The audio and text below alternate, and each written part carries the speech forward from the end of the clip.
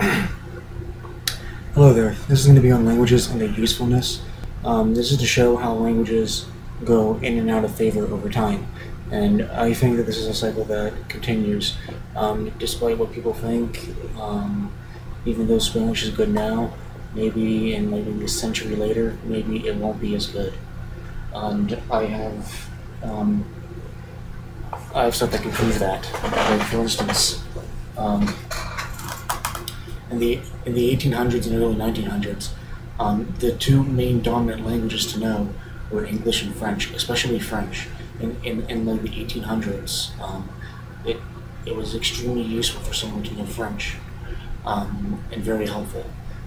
Nowadays, in like 1900, like the late 1900s, early 2000s, the the French language, even though there are a lot of countries that speak French, such as, Canada. A lot of countries in Africa speak French.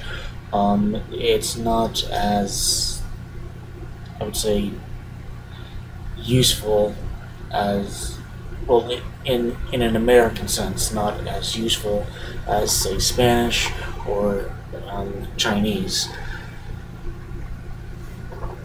And also, I'm also seeing a pattern, with these two languages. I don't know, with these languages. The Yeah, these were once, very useful to learn, and now these are very useful to learn. But as these have fallen, so will these pretty soon, I think. At least that's my theory, that these will fall pretty soon. Who knows, maybe in, wait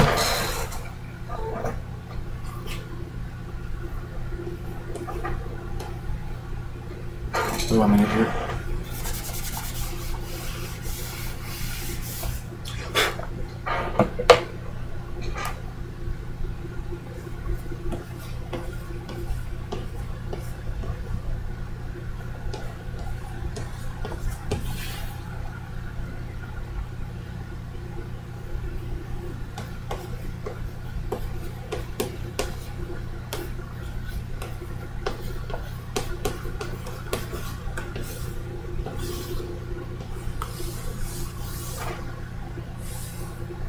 Okay. See, like this is to show that languages don't last forever.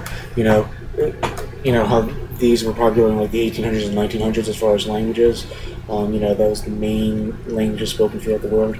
Now, as far as the usefulness of these, you know, you might, nowadays Spanish and Chinese. Spanish mainly, especially in America, the United States, for and this mainly for, like, business purposes, mainly because the Chinese economy is doing so much better than the American economy currently. Learning Mandarin, if you're in, like, maybe the business world, that would be very useful to know, since they're very good at economics so far. And you know but eventually, just as this eventually went away, my theory is these will eventually go away. Not in the near future, no way, but eventually they will. Maybe in, the 2100s or the 2200s, say maybe Arabic or Russian might replace these two as the main ones. You never know. So like this, that's just a open book there. I didn't just put those just for the hell of it. I just put those for the hell of it. But these right here, even though they're the dominant ones right now, they will not be the dominant ones forever. Just like these right here were not the dominant ones forever. These, as we all know, eventually weren't the main dominant ones. They're still, well, I shouldn't say they're not the dominant ones. They're still dominant, just not as dominant. Like, for instance, yes, a lot of people speak English as the second language, and that's very good. And French, there are still a lot of former French colonies that speak French, yes, of course.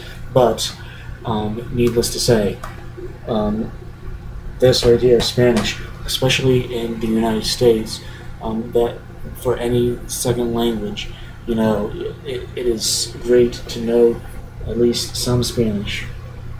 And Chinese, I think Chinese, but probably if you're doing, if you're doing a job in economics or business, I would definitely recommend you to learn Chinese, because currently their economy is doing a whole lot better than ours, and if they get any bigger, I think they might eventually, rule the economic world eventually. I think so.